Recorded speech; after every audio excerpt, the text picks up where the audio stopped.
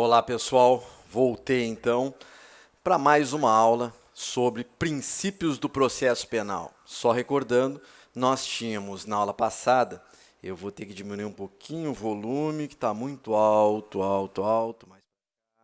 mais para lá. São as coisas de quem tem que gravar em casa, então de vez em quando ele tem que ajustar. Bem, nós tínhamos visto o primeiro princípio, que era o princípio da jurisdicionalidade. Dentro dele, nós já tínhamos visto toda a questão da imparcialidade, etc., prazo razoável.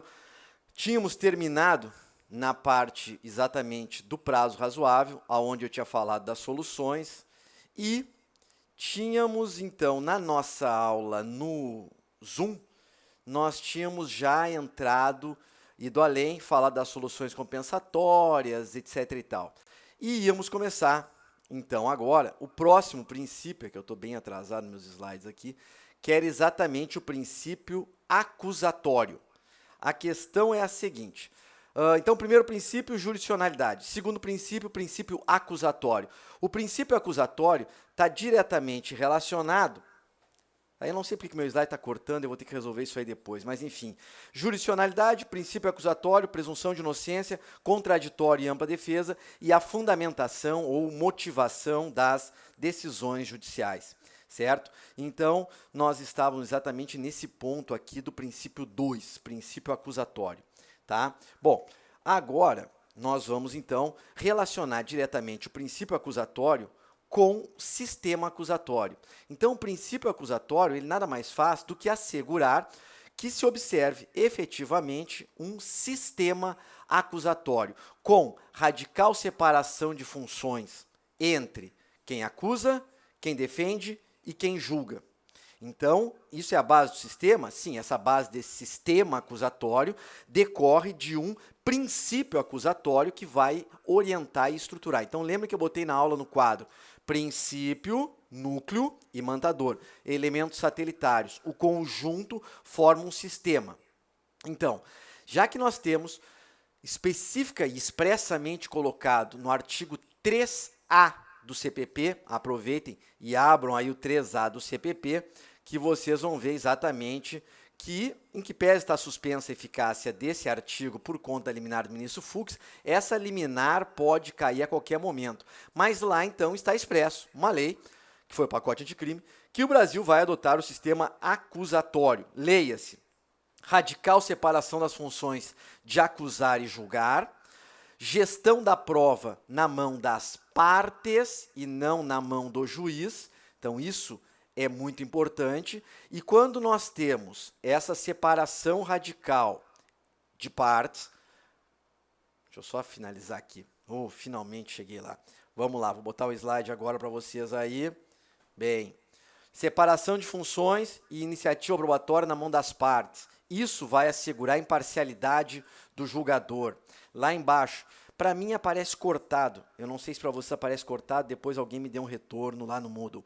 Mas lá embaixo está assim, ó, insuficiência da mera separação inicial das funções. Então, o princípio acusatório vai impor a separação das funções, a iniciativa probatória na mão das partes, e isso tudo serve para garantir a existência da imparcialidade. Então, já vimos a insuficiência conceitual do sistema misto. A gente sabe que, em que pese todos os sistemas serem mistos, mesmo sendo misto, ele tem um núcleo fundante. Esse núcleo será ou princípio inquisitivo ou princípio acusatório. O que nós estamos pregando aqui a partir da Constituição e do CPP é o princípio acusatório. Então, esse é o que está consagrado hoje no Brasil e é a ele, ou ele, que nós devemos observar. Nessa perspectiva, eu tenho que respeitar a separação de funções, certo? Então, o princípio acusatório vai afetar diretamente a questão da gestão da prova, lembrando ainda o ne procedat iudex ex officio, ou seja, o juiz não deve proceder de ofício. O juiz não deve proceder de ofício, certo? Exatamente para quê? Para assegurar a imparcialidade do julgador. Coloquei aí no slide para vocês, mas peguem no código. Artigo 3A. O processo penal terá estrutura acusatória. Vejam como ao consagrar expressamente a estrutura acusatória, ao deixar bem claro que o código vai adotar uma estrutura acusatória, o nosso CPP fez uma opção, na mesma linha da Constituição, por um processo que adote, que consagre, que dê efetividade ao princípio acusatório. Então, é disso que se trata, consagração do princípio acusatório. Eu tinha já falado que esse princípio, em que pese ele ser super importante, ele para nós vai ser fácil de trabalhar, rápido. Por quê? Porque nós já estudamos sistema acusatório, sistema inquisitório. O que eu estou falando agora é apenas o princípio que funda o sistema. Como nós já estudamos o sistema, é muito mais rápido o aprendizado, a compreensão do princípio, tá? Então, terceiro A, muito importante para nós, ok? Vamos para o próximo tópico dentro do princípio acusatório, que é a leitura desse artigo 3º, que eu já falei várias vezes e eu vou repetir. Esse artigo ele tem duas partes. Uma primeira parte é muito clara. Deixa eu pegar o meu código aqui, que eu não preciso mudar o slide. Uma primeira parte que é muito clara, que vai dizer exatamente o quê? Está vedada a atuação do juiz na coleta de prova. Então, claramente, vai dizer o seguinte, cadê o 3A? Eita, que isso aqui tem todo o alfabeto no artigo 3º, né? Problema de reforma pontual. 3A. O processo terá estrutura acusatória. Legal, já sabemos o que é. Mas ele vai além, de forma bem expressa. Vedada a iniciativa do juiz na fase da investigação. Então, o juiz não pode investigar, não pode atuar de ofício na fase pré-processual. E aí vem a última parte do artigo, que é bem problemática, está vedada a substituição por parte do juiz da atuação probatória do órgão da acusação. Então, a substituição da atuação probatória por parte do órgão da acusação. Juiz não pode produzir provas, porque prova é atribuição das partes. Mais especificamente, prova, o dever de produzir prova, a carga probatória é do acusador. Então, o juiz não pode substituir o acusador em nenhuma dimensão. Nem um pouquinho, nem um pocão. Ele não pode substituir, ele não pode produzir nenhuma prova. Claro que o código aqui, ele é expresso em vedar a substituição do juiz, então o juiz substituir a atuação probatória do acusador, produzir uma prova que incumbe ao acusador, que incumbe ao MP. Isso está vedado expressamente. Mas eu vou além. O juiz não tem que produzir prova de ofício nem para a acusação, nem a favor da acusação e nem a favor da defesa. Ele não tem que produzir prova de ofício, porque o problema é quando ele desce, naquela estrutura dialética, quando ele desce e vai atrás da prova, ele desequilibra a balança, ele fulmina o contraditório e ele mata a imparcialidade. Então, como eu já tinha falado, vai dar ainda muita polêmica o alcance dessa palavra substituição da atuação probatória do órgão de acusação. O que é substituição? Para mim, é qualquer ingerência, qualquer ingresso na esfera probatória do acusador. Qualquer, não interessa se pouco, médio ou muito. É substituir, e o código não diz, não pode substituir integralmente. Leia-se, então não pode substituir nada, certo? Então fiquem atentos que isso vai ser algo bastante discutido nos próximos anos.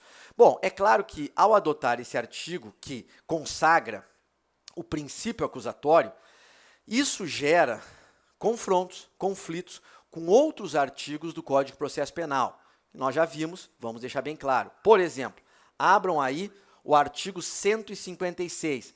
O 156 permite ou permitia que o juiz fosse atrás da prova de ofício, lá na investigação e inclusive depois na fase processual. Bom, eu sustento, e muita gente também, que esse artigo 156 foi tacitamente revogado, certo? Pelo artigo 3A. Também, nós vamos estudar mais para frente, que o Código, e os juízes fazem muito isso, né? A conversão de ofício da prisão em flagrante em preventiva. Não pode mais, o juiz não pode prender de ofício. Não pode sequestro de bens de ofício, está lá no artigo 127. Não pode busca e apreensão de ofício, está lá no artigo 242. Não pode ouvir outras testemunhas de ofício, está lá no artigo 209. Então, volta a câmera, volta aqui. Então, Existem outros artigos, como, por exemplo, além do 156, do 127, do 242, do 209, existem outros. Por exemplo, artigo 385. Esse eu não preciso nem ler. Já decorei, de tanto que se fala nele, né? Diz o 385, nos crimes de ação penal pública, o juiz poderá proferir sentença condenatória, ainda que o Ministério Público tenha pedido absolvição, bem como reconhecer agravantes, embora nenhuma tenha sido alegada. Isso, hoje, além de ser substancialmente inconstitucional, está tacitamente revogado pelo artigo 3A. Então, todos os exemplos que eu falei, para mim, a doutrina está se posicionando nessa linha, mas é claro, e esse fio está puxando da minha cabeça, é claro que ao longo dos anos nós vamos ter divergências, modulação de efeitos, enfim, discussões sobre o alcance. Mas por enquanto, todo mundo está caminhando nessa linha. Tacitamente revogado, inconstitucional. 156, 127, 242, 209, 385. Ok? Seguimos. Outra coisa importante, o artigo 212, que diz respeito ao cross-examination, ao exame cruzado na audiência, ou como devem ser ouvidas as testemunhas. Leia-se. Entrou uma testemunha, sentou, qualificou. Quem é que arrolou a testemunha? Foi o MP. Então, o MP começa perguntando, depois a defesa, e o juiz faz perguntas só ao final de natureza complementar. Bom, isso está no 212 de forma expressa desde 2008. O STJ começou a entender, a certa altura, que a não observância do artigo 212 não gerava nulidade absoluta, era uma mera nulidade relativa e, portanto, uma não nulidade. E aí os juízes continuaram fazendo todas as perguntas, não observando o 212. Bom, hoje eu entendo que o 212 sobrevive, que o 212, mais do que sobreviver, ele ressuscitou das cinzas, à la Fênix, ele renasce para dizer, ei, agora vocês precisam me obedecer, porque o 3A me reforçou a existência. Então, o 212, ao contrário dos outros artigos que eu falei, que eu disse que tinham perdido força e estavam revogados, o 212 adquire força, adquire mais eficácia, cobra ainda mais atenção e observância, ainda mais efetividade. Então, em suma, 212 sai fortalecido com a reforma do ano passado. Tudo isso serve para quê? Vou de novo lá, porque eu gosto muito desse desenhozinho. Eu estou 10 vezes na câmera, não vai entrar o slide, né? Pô, eu não sei por que tá assim esse slide. Que caramba, velho. Estrutura dialética, juiz lá em cima, carga da prova do MP, defesa, presunção de inocência. Carga da prova do MP. Se a carga da prova é do MP, o juiz não tem que produzir nenhuma prova, certo? A prova é toda do MP. O MP produz a prova, a defesa traz a sua alegação e o juiz julga. Só assim nós temos princípio acusatório e estrutura dialética. Ok? Volta a câmerazinha aqui. Rapaz, não é fácil essa vida. Tem que dar aula e ser cameraman, operar mesa de VT, de áudio, diabo. Mas vamos lá. Próximo princípio, 3. Falei o primeiro, jurisdição. Segundo, sistema acusatório, ou garantido princípio acusatório. Terceiro princípio, presunção de inocência. Super importante, bem complexo, bem complexo. Eu vou passar por ele um pouco mais rápido, mas vai demandar tempo. Primeira coisa, presunção de inocência, o nível de observância da presunção de inocência é reflexo do nível de evolução civilizatória de uma nação.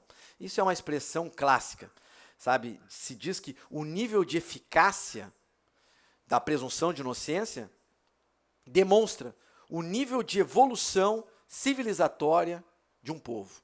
James Goldman tem uma expressão muito importante em que ele diz assim, o processo penal é um termômetro dos elementos autoritários ou democráticos da sua Constituição. Nós temos uma Constituição democrática que consagra a presunção de inocência. Então, o CPP tem que buscar a máxima eficácia da presunção de inocência e nós também, para demonstrar um mínimo de evolução civilizatória.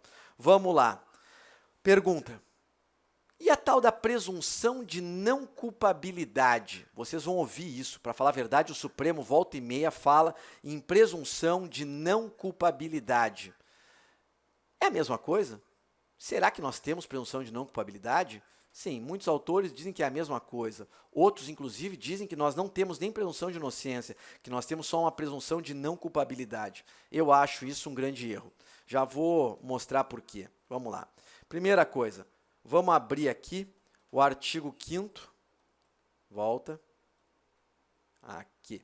5º, inciso 57 da Constituição. Vamos lá? Artigo 5º, inciso 57, vai dizer exatamente o quê? Ninguém será considerado culpado, ninguém será, portanto, tratado como culpado, certo? É isso que diz ali. Ninguém será considerado culpado até o trânsito em julgado de sentença penal condenatória. Bom, depois eu vou voltar para discutir o conceito. Aqui está a presunção de inocência na Constituição. Alguns dizem, mas não está expresso a presunção de inocência. Isso seria uma presunção de não culpabilidade. Errado. Vamos adiante? Bota aí a Convenção Americana. Convenção Americana de Direitos Humanos, artigo 8.2. Toda pessoa acusada de um delito tem direito a que se presuma sua inocência. Está expresso aqui na Convenção Americana de Direitos Humanos, portanto, a presunção de inocência. Então, a que se presuma sua inocência enquanto não se comprove legalmente sua culpa. Durante o processo, toda pessoa tem direito, em plena igualdade, às seguintes garantias. E aí vem mais um rol de garantias, certo? Então, está aqui, lá na Convenção Americana de Direitos Humanos, expressamente a presunção de inocência. Bom, vamos lá. Voltando para a Constituição. Artigo 5º, inciso 57. Ninguém será considerado culpado até o trânsito em julgado. Primeiro marco, trânsito em julgado. A presunção de inocência no Brasil vai, gostemos ou não, até o trânsito em julgado. O que é trânsito em julgado? Qual é o limite semântico de trânsito em julgado? Bom, trânsito em julgado todo mundo sabe, né? Quando não cabe mais recurso. Quando se esgotaram todos os recursos.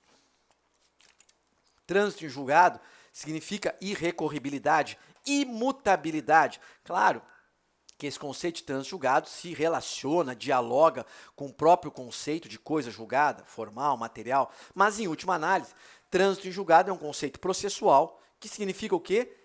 Decisão irrecorrível. Só para ter uma ideia, quando o Brasil foi descoberto, em 1500, o mundo já sabia o que era trânsito em julgado. O processo penal já sabia o que era trânsito em julgado. Então, esse é um conceito processual que tem uma história, que tem uma fonte, que tem uma definição processual. Por que eu estou dizendo isso? Porque não há possibilidade de você ressignificar trânsito em julgado, como o Supremo Tribunal Federal fez no HC 126.292 em 2016. Em 2016, o Supremo deu uma guinada, que ficou muito conhecida por todos, que foi aquela história de permitir a execução em segundo grau. Não está em discussão se você tem opinião, se você gosta ou não, esquece. É uma questão jurídica e de limite semântico. Está na Constituição. E o que o Supremo fez foi um absurdo. Quando a Constituição diz, ninguém será considerado culpado até o trânsito em julgado, é até o trânsito em julgado. Ponto. Na pendência de recurso especial extraordinário, não é trânsito em julgado. Qualquer criança sabe disso. Portanto, não está em discussão combate à impunidade, demora, lava-jato, nada disso tem relação com o que está na Constituição. É trânsito em julgado. Simples. Lembra da aula? O que é isso aqui? É uma garrafa de água, para variar. Não, essa até é a água da pedra, não sei se é que tem mais sódio ou não. Não, não é. É a boa. Isso aqui é uma garrafa com água. Ninguém vai dizer que isso aqui é um carro, que eu vou sentar em cima, fazer vrum-vrum e ir para casa. Por quê? Porque existe um limite de atribuição de sentidos possíveis a isso. E a palavra garrafa também encerra um limite semântico. Existe uma convenção semântica em torno do que, quando eu digo garrafa. Quando eu falo garrafa, isso te remete à imagem essa. Não te remete a uma coisa de 4 rodas que faz vrum-vrum. Quando eu mostro isto, você diz garrafa, você não diz carro. Você entende a relação? O que o Supremo fez foi dizer que garrafa era igual a carro, ou carro agora seria chamado de garrafa. Absurdo, total. Mas, enfim, isso tem uma outra grande discussão por trás que eu não vou entrar agora. O que me interessa é o conceito de trânsito em julgado, certo? Bom, seguimos. Artigo 8.8. Eu estava falando da presunção de não culpabilidade.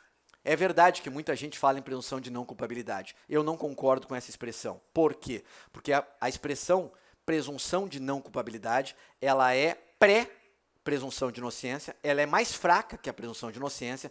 De uma maneira mais simples, é diferente você dizer eu presumo que tu é inocente até que provem categoricamente o contrário. Isso é uma coisa. A outra é você dizer, eu só presumo que você não é culpável. Eu só presumo que tu não é culpado. Estou presumindo que não é tu. A outra é eu presumir que tu é inocente. Tem mais força em termos de proteção, enfim. É diferente. Então, esse é o primeiro aspecto. Segundo, já se falou de presunção de não culpabilidade no passado, quando o nível de evolução civilizatória era inferior ao que temos hoje. Então, em suma, hoje o que se tem é a presunção de inocência, a Convenção Americana. Tá? Então, trazendo aqui a lição de um autor espanhol, o professor Jaime Bergas Torres, ele diz assim, ó, olha, a presunção de inocência é um princípio fundante em torno do qual é construído todo o processo penal democrático e liberal. Então, é essencialmente uma garantia do imputado frente ao poder do Estado. É o que eu estava falando de eficácia, certo? O professor Torres segue dizendo, é um postulado que está diretamente relacionado ao tratamento durante o processo penal. Já vou falar da presunção de inocência quando dever de tratamento, certo? E ela é, claro, uma regra para o juiz. Vou explicar isso depois. Então, em suma, a presunção de inocência, ela se divide em 3 dimensões. Agora, muito importante esse slide que eu vou colocar aqui, ó. A presunção de inocência, ela tem uma tríplice dimensão. Ela pode ser pensada em 3. Primeiro, como uma norma de tratamento, depois, como uma norma probatória e depois, como uma norma de julgamento. Estou usando uma classificação aqui consagrada numa obra muito importante sobre presunção de inocência, do meu grande amigo, professor Maurício Zanoide de Moraes, professor titular da USP. A tese do professor Maurício foi sobre presunção de inocência, o melhor trabalho que existe no Brasil sobre o tema, e o professor Maurício faz essa classificação. Subprincípios da presunção de inocência ou normas que brotam da presunção de inocência. Então, a presunção de inocência ela é, ao mesmo tempo, uma norma de tratamento, uma norma probatória e uma norma de julgamento. Legal. Voltamos. E volta para mim, câmera. Volta. Vamos lá, cada um. O que significa falar em presunção de inocência enquanto uma norma de tratamento? Significa o seguinte, você, juiz, e você, população, ou seja, nós todos temos o dever de tratar o acusado como inocente até a sentença condenatória transitada em julgado. Isso tem 2 dimensões. Então, como norma de tratamento, 2 dimensões. Vamos lá. Primeiro, uma dimensão interna, leia-se, é uma regra de tratamento para o juiz. Juiz trata o réu como inocente até o final. Logo, muito cuidado ao manusear, por exemplo, as prisões cautelares. A principiologia das prisões cautelares serve exatamente para dizer o quê? Se o réu é inocente, você está prendendo alguém que é inocente. A rigor, você está tratando o cara como culpado, quando na verdade ele é inocente ainda. Então, todo cuidado que você tiver com ele é pouco. Todo cuidado é pouco. Então, só usa prisão cautelar em situações excepcionais, em último caso, quando for realmente necessário e proporcional. Isso é a dimensão interna da presunção de inocência enquanto norma de tratamento. Ou melhor, norma de tratamento interna e externa. E externamente, o que a norma de tratamento contida lá na presunção de inocência impõe? Impõe o seguinte, que você não estigmatize o réu antes do trânsito em julgado. Então, numa dimensão externa, a presunção de inocência, enquanto norma de tratamento, exige que as pessoas tratem... Parei que saiu o meu PowerPoint da PUC aqui. Isso aqui é a tela do Direito Processual Penal da PUC, que não podia sair dali. Bem, externamente, nós não podemos tratar aquela pessoa que recém foi acusada como culpado, porque ela não é. Quer ver um exemplo mais básico? Será que a presunção de inocência no Brasil hoje tem realmente eficácia à luz do bizarro espetáculo midiático, por exemplo? Explico. Quando uma pessoa é investigada, uma pessoa é presa, estou prendendo o microfone aqui, ela já sai na capa do jornal, já tem o seu nome, a sua imagem exposta ao público. Vejam, o cara às vezes não foi nem acusado, muito menos condenado. Mas ele já está na capa do jornal, ele já está no Jornal Nacional, ele já está em todos os meios de comunicação e, portanto, ele já está estigmatizado, ele já está sendo punido. Então, em suma, a publicidade abusiva dos atos processuais, a exposição excessiva e abusiva do imputado, viola a presunção de inocência, na perspectiva de norma de tratamento externa. Entenderam? Então é essa a vinculação. Seguimos. A presunção de inocência também tem, ou também é, uma norma probatória. Já estou na segunda dimensão, hein? Presunção de inocência, norma de tratamento, já falei. Norma probatória. O que significa isso? É uma regra probatória. Vou colocar um slidezinho aqui bem legal para vocês. Vamos lá. Presunção de inocência enquanto norma probatória. Primeira regra. Não existe distribuição de cargas. A carga da prova é toda do acusador. Réu é presumidamente inocente e a carga é toda do acusador. Segundo, não existe inversão da carga probatória. Ou seja, eu não posso, como se faz no processo civil, lá pelas tantas inverter a carga probatória e dizer, não, agora o réu tem que provar que é inocente. Não, o réu não tem que provar que ele é inocente. Ele é presumidamente inocente. Certo? Então, você não pode inverter a carga. Mas, o réu tem o direito de ser julgado com base em prova e não meros atos de investigação. Então, isso afeta a questão probatória. Julgamento com base em prova, prova lícita, prova produzida em contraditório judicial. Mais para frente, pessoal, nós vamos estudar inquérito policial. E lá no inquérito, eu vou colocar no quadro, se Deus quiser, uma diferença entre atos de prova e atos de investigação. Por enquanto, vamos só entender o seguinte. Aquilo que se faz lá no inquérito policial, lá na investigação preliminar, são meros atos de investigação. Aquilo não é prova. Prova é o que se produz no processo em contraditório. Então, norma probatória exige que você seja julgado com base em prova. Ok?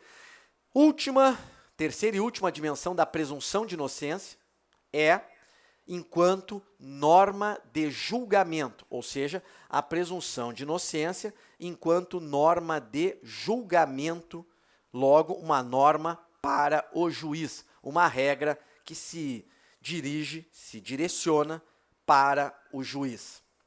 Então, a presunção de inocência, enquanto regra de julgamento para o juiz, ela diz o seguinte. Primeiro, juiz não procede de ofício, certo? Juiz não pode proceder de ofício. Para julgar, ele não pode produzir prova de ofício. Ele não pode substituir a atuação probatória das partes. Segundo, o juiz precisa observar o chamado indúbio pro réu. Indúbio pro réu, ou seja, na dúvida, tem que absolver. Esse é o estándar probatório. O que é estándar probatório? É o nível de suficiência probatória que se exige para poder condenar alguém. Estándar probatório é o nível de suficiência probatória, de quantidade e de qualidade de provas que se exige para podermos condenar uma pessoa. No Brasil, eu sustento que o estándar probatório adotado é o acima de dúvida razoável. Exatamente por quê? Porque está consagrado em indúbio pro réu. Logo, na dúvida tem que absolver. Só posso condenar quando eu tiver uma prova suficiente, com qualidade, com densidade, com qualidade epistêmica, que supere a dúvida para eu poder condenar, certo? É a questão do julgamento somente se operar quando tivermos acima da dúvida razoável, certo? Se não superar a dúvida razoável, se você tiver em dúvida, você não pode condenar, tá? Então, isso está diretamente relacionado com o estándar probatório, que é uma matéria que nós vamos estudar mais para frente, certo? E eu não vou falar nela agora, por isso que eu estou pulando aqui essa parte de estándar, certo? Mas se vocês quiserem um conceito de estándar, eu vou colocar no quadro aí já. Mas afinal, o que é um estándar probatório? É o critério para aferir a suficiência probatória. É o quanto de prova é necessário para proferir uma decisão. É o grau de confirmação da hipótese acusatória. Eu estou dando conceitos de estándar probatório, todos eles se integram, certo? O estándar é o nível de preenchimento, quer dizer, é o preenchimento do critério de suficiência que vai justificar a decisão. Então, é a suficiência probatória acima da dúvida razoável. Tá? Olha, esse conceito aqui também é interessante. Isso aqui está tudo no livro da professora Carmen, organizado pela professora Carmen Vaz, que é uma espanhola. A professora Carmen vai dizer, olha, é o grau mínimo de prova exigido para se considerar aprovado. Então, são conceitos de estándar probatório. Tá? Estou tentando me lembrar o nome da autora. É aqui, está aqui embaixo. Susan Hack. A Susan Hack, que é uma professora da Universidade de Miami, se eu não me engano, ela vai dizer, olha, é o grau mínimo de prova exigido para se considerar culpado e é o grau de confiança que a sociedade crê que o juiz deveria ter ao decidir. Conceito bem interessante. Grau de confiança que a sociedade crê que o juiz deveria ter ao decidir. É como se eu dissesse, nós confiamos, acreditamos que quando um juiz condena, é porque ele está suficientemente convencido, porque existe prova robusta, forte, categórica, acima de qualquer dúvida razoável. Então vejam como são conceitos bem interessantes. A gente vai voltar nisso aí lá na parte probatória, quando chegar em o que é dúvida razoável, rebaixamento, eu estou pulando aqui. Então, a presunção de inocência está diretamente relacionado com isso, certo? Com norma de tratamento, norma probatória e norma de julgamento, tá? Ou seja, o indúbio pro réu como uma norma de julgamento genérica. Muito bem, vamos pular aqui. Vamos seguir o baile. Vou fazer de conta que eu estou apagando o quadro, tá? É que eu tenho um monte de slides sobre provas que não interessa agora, neste momento. E aí eu tenho que pular. Caso People versus Collins. Outra coisa importante. Isso aqui é bem importante. Presunção de inocência é uma garantia que tensiona muito com as prisões cautelares. Se você parar para pensar, quando você prende preventivamente uma pessoa, você está prendendo alguém que não foi definitivamente julgado e condenado. Ok. A rigor, num primeiro momento, toda prisão cautelar tensiona, briga, bate de frente com a presunção de inocência. Talvez até pareça ser incompatível. Como é que, se você é presumidamente inocente, eu vou te colocar na cadeia, que é lugar de pessoas culpadas? Então, quando eu te coloco na cadeia, eu equiparo a tua situação àquela do condenado definitivo. Pô, então as prisões cautelares são inconstitucionais? Não. Até adoraria dizer isso, mas não são. Por quê? Porque as prisões cautelares, elas estão cravadas, sustentadas pela necessidade de se excepcionalmente. Então, necessidade, excepcional, quando for razoável e proporcional, certo? Houver uma real necessidade de você prender antes do trânsito em julgado. E por que você pode, excepcionalmente, prender uma pessoa antes do fim do processo? Porque ela é perigosa, porque ela gera um perigo para a prova, um perigo para o processo, um perigo para as testemunhas, porque existe um risco real de ela fugir, certo? Então, nós vamos estudar isso aí lá na prisão preventiva, o chamado periculum libertatis. Então, antes até do periculum libertatis, existe uma principiologia cautelar que vai mostrar que as prisões cautelares devem ser a última ratio do sistema, a última coisa a se utilizar. Só em casos graves, excepcionais, em que realmente se faça necessária. E ela deve durar o menor tempo possível, provisoriedade.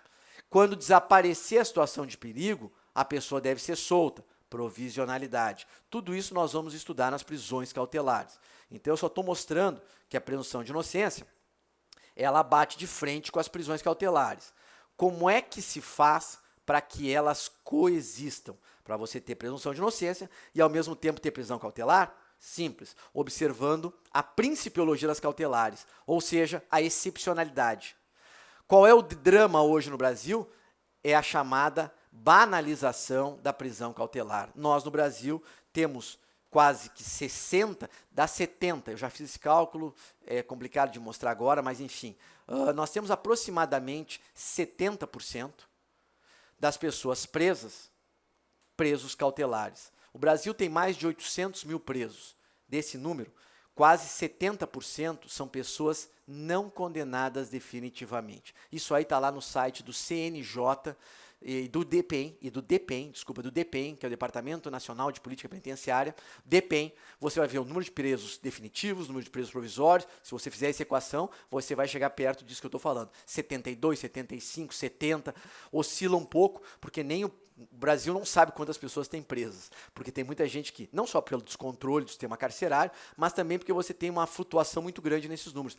Entra gente, sai gente, entra gente, sai gente. Mas no flutuante aqui, 70%. Isso mostra como a presunção de inocência está sendo violada diariamente pela banalização das prisões cautelares, certo? Quer ver um detalhe? Ó? Não, isso aqui não tem nada a ver, isso aqui é prisão preventiva. Então, claro que afeta a presunção de inocência. Temos o drama, que também afeta diretamente a presunção de inocência, a chamada execução antecipada da pena. Já falei, o HC 126.292. Aquela discussão toda se deu na dimensão de violação ou não da presunção de inocência. E mais, o que se discutiu na última ação declaratória de constitucionalidade foi a redação do artigo 283. Porque o 283 só permite prender em flagrante, preventiva ou depois do trânsito em julgado. E aí, como é que você vai justificar uma execução antecipada? Foi isso que o Supremo disse. Não tem como, não pode. Bom, também temos hoje um problema novo, novíssimo, que está sendo muito debatido, vocês vão ver no semestre que vem, que é esse aqui, ó. Não pode prisão em segundo grau, não. Mas o artigo 492, inciso 1, que veio agora com o pacote anticrime, é um baita problema. Está sendo objeto de muita discussão. Por quê? Porque ele permite a prisão em primeiro grau, uma prisão automática. Automática. Diz lá, ó, toda pessoa condenada a uma pena igual ou superior a 15 anos vai ter execução provisória da pena. Nós vamos ver essa matéria mais para frente, mas eu já vou dizer o óbvio, né? Se o Supremo disse que é inconstitucional a execução em segundo grau automática, muito mais razão é inconstitucional a prisão automática em primeiro grau, porque o júri é primeiro grau. Tem artigo meu lá no Conjur criticando isso aqui, onde eu explico bem, mas não é nossa matéria agora. Eu só quero chamar a atenção de vocês de um detalhe, ó. Antes que alguém entenda mal o que eu estou falando, até porque vocês estão começando a estudar, às vezes não percebem a complexidade. Presta atenção. Tu pode prender antes do trânsito em julgado? Pode. Prisão preventiva. Princípios a serem observados, requisito e fundamento. Fumaça de crime e perigo libertatis. Então, a regra é prende depois do trânsito em julgado. A exceção é prende antes do trânsito em julgado, desde que seja cautelar. Entenderam? Primeira coisa. Posso prender antes do trânsito julgado? Sim, desde que preventiva, desde que cautelar, desde que você preencha os requisitos cautelar. Qual é o problema da execução antecipada, da execução em segundo grau, da execução na sentença do júri? Qual é o problema? É que cria uma terceira modalidade, que não é nem cautelar e nem trânsito em julgado. Esse é o drama. A execução antecipada, ela não tem natureza cautelar, ela é automática. Por exemplo, no segundo grau, quando teve esses anos atrás, era assim, esgotou a jurisdição em segundo grau e ia preso. Ah, mas para aí, não transitou em julgado. Não. Tem necessidade cautelar? Tem risco de fuga? Eu sou perigoso? Não. Então você vai empreender a título de quê? Mera execução antecipada. Isso é inconstitucional. Além de agora estar também vedado no próprio CPP, na reforma do pacote de crime. Então, em suma, a execução antecipada, a briga é exatamente essa. Porque ela é uma execução antes do trânsito julgado e não é cautelar, não observa a cautelaridade que justifica a excepcionalidade. Encerrei o terceiro princípio. O primeiro foi jurisdição, o segundo foi princípio acusatório, o terceiro foi presunção de inocência. Coloca agora aí quarto princípio, contraditório e ampla defesa. Contraditório e ampla defesa. Primeira coisa, contraditório e ampla defesa está lá no artigo 5º, inciso 55 da Constituição. 5º, 55 da Constituição. Já vou abrir o meu computador aqui e achar para nós lermos. Enquanto isso, vocês façam a mesma coisa, certo? Abram o artigo 5º, inciso 78 da Constituição. 78 nada. 5º,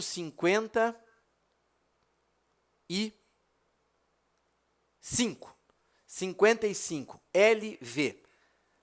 Diz assim o 5º, 55 da Constituição: aos litigantes em processo judicial ou administrativo e aos acusados em geral são assegurados o contraditório e a ampla defesa com os meios e recursos a ela inerentes. Contraditório e ampla defesa, artigo 5º, inciso 55 da Constituição. Certo? Então, está lá a matriz constitucional dele. Voltamos para mim agora. E volta para mim já. Primeira coisa, contraditório e ampla defesa. São dois princípios diferentes. Eu trabalho juntos porque eles se integram e se complementam. O que é o contraditório? Em linhas bem gerais, porque ele é bem complexo. Rápido.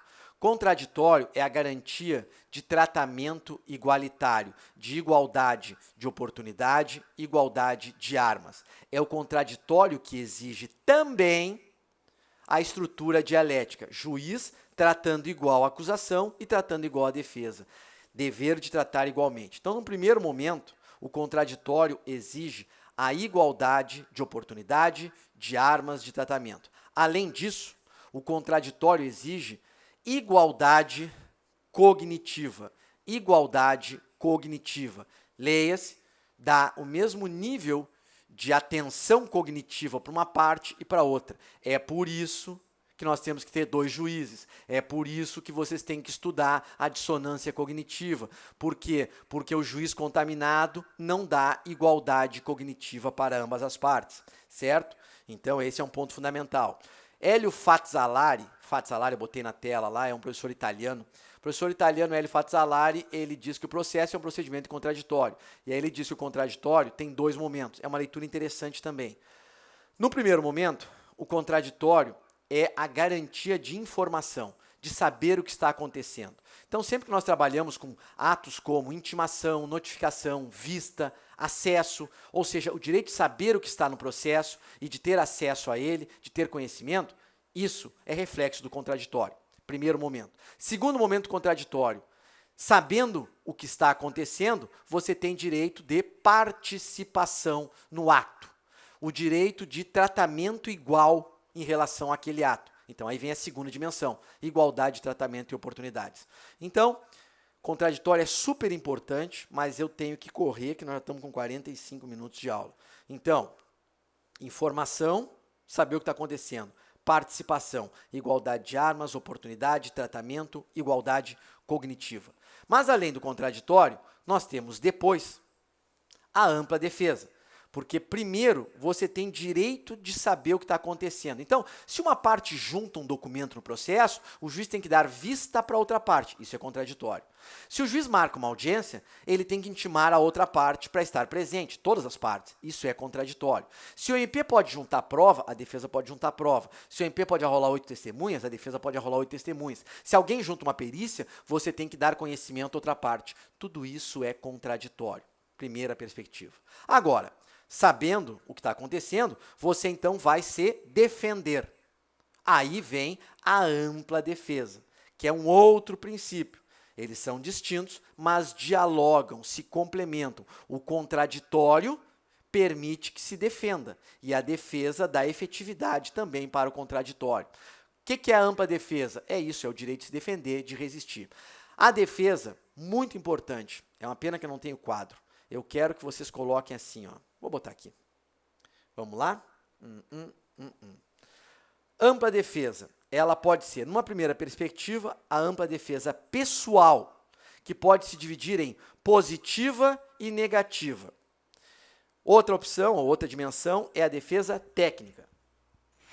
Então, vamos lá. Explico. Defesa pode ser pessoal, positiva ou negativa, e defesa técnica. Anotou? Ótimo. Vamos lá. Não era isso. Aqui. Sempre que eu vou trocar, eu mudo o slide. Voltamos? Volta aqui. Volta aqui. Primeira coisa. Defesa pessoal. Leia-se. É a autodefesa. É o réu ou o investigado se defendendo, falando, produzindo provas. Quer ver um exemplo? Quando você senta o réu para ser interrogado, o interrogatório é uma manifestação da defesa pessoal. É o momento que ele tem para se defender, para falar. Então, presta atenção. Isso é ele, réu, que faz. Isso é a defesa pessoal. Ela pode ser positiva ou negativa. Positiva significa fazer algo. Exemplo, ele fala. O juiz pergunta e ele responde. O delegado pergunta e ele responde. Ele pode? Pode responder. Ele pode não responder, mas aí é a defesa pessoal negativa. A negativa é não fazer. Então, entendam esse binômio. Eu posso ser intimado para fornecer DNA. Eu posso fornecer, positivo. Eu posso me recusar, negativo. Eu posso falar, eu posso não falar. Eu posso participar de uma acariação ou não participar de uma acariação. Participar de um reconhecimento ou não participar do reconhecimento. Participar de uma reconstituição ou não participar. Tudo isso são as duas dimensões, positiva e negativa. Entenderam? Defesa pessoal positiva é quando eu faço, eu me defendo. Eu produzo prova, eu faço exame de sangue, faço DNA, eu falo, eu vou na acariação, eu vou na Constituição. Negativa, eu sento na frente e digo, não vou falar nada. E digo, não vou falar. Direito de silêncio. Posso? Posso. Não vou falar, não vou soprar no bafômetro, não vou fazer DNA, não vou participar da acariação, não vou participar do reconhecimento. Posso? Posso. E o mais importante, no processo penal, a recusa, o não fazer, é um direito fundamental. E, portanto, nenhum prejuízo pode decorrer do exercício desse direito. Explico melhor. O fato de eu não falar não permite que você presuma que fui eu, ou que você me condene porque eu não falei, ou que você me condene porque eu me recusei a fazer o DNA. Isso aqui não é processo civil. Esse é um ponto-chave. Lá no processo civil, se você intima o réu numa investigação de paternidade para fazer o DNA e ele diz que não vai fazer, você presume que ele é o pai, né? Aqui, você não pode presumir que ele é culpado. Vocês entenderam isso? É muito importante. Bom, daí decorre uma expressão em latim que se chama nemo tenetur, nemo, N-E-M-O, nemo tenetur, T-E-N-E-T-U-R, nemo tenetur, C-S-E, detedere, D-E-T-E-G-E, detedere. Alguns falam detedere. Bom, questão de pronúncia. Nemo tenetur se detedere. Anotou? Anota essa porra porque eu vou pedir na prova. Nemo tenetur se detedere. O que significa isso? Nada a temer por se deter. Nenhum prejuízo decorre do não fazer. No processo penal, não existe prejuízo probatório ou processual quando o réu se recusa a fazer DNA, exame de sangue, bafômetro, participar da acariação, falar. Eu posso chegar na frente do delegado e dizer, doutor, não vou falar nada. Ok. Você não pode presumir que fui eu. O juiz não pode presumir que fui eu, porque eu disse para ele, não vou falar. Entenderam? Isso é ampla defesa. Na perspectiva de defesa pessoal, fundamental saber isso. Ok? Segunda dimensão, defesa técnica. Defesa técnica. Então, eu tenho a defesa pessoal e tenho a defesa técnica. O que é a defesa técnica? É aquela feita por advogado. Vamos pegar o código, rápido, antes de terminar essa nossa aulinha aqui. Abra um artigo 260 e 261. 261. Vamos lá? Nenhum acusado, 261, nenhum acusado, ainda que ausente ou foragido, será processado ou julgado sem defensor. não pode ter processo sem advogado. Esse advogado pode ser constituído, ou seja, constituído, leia-se pago, contratado. Agora, se você não tem condições de constituir um advogado, lhe será ou será nomeado um defensor dativo, que pode ser um defensor público que vai fazer a tua defesa, ou, na falta de defensor público, o juiz pode nomear um advogado para ser um defensor dativo. Muita gente, quando se forma, atua como defensor dativo. O juiz indica, o réu tem direito, o senhor tem condições de constituir advogado? Não tenho. Então eu vou lhe nomear o doutor fulano, que vai lhe defender. Esse doutor fulano vai lhe defender de graça. Isso faz parte do nosso dever profissional. Você vai defender de graça. Isso é um defensor dativo. Então, para encerrar, ampla defesa. Pessoal, positiva e negativa. Técnica, defensor constituído ou defensor nomeado. Nomeado pode ser um defensor público ou um advogado nomeado pelo juiz. Certo? Isso é muito importante para nós encerrarmos a ampla defesa. Nós vamos parar aqui, já deu 50 minutos, vai ficar muito pesado. E o próximo bloco vai ser fundamentação das decisões judiciais. Já volto. Vai ser a próxima aula.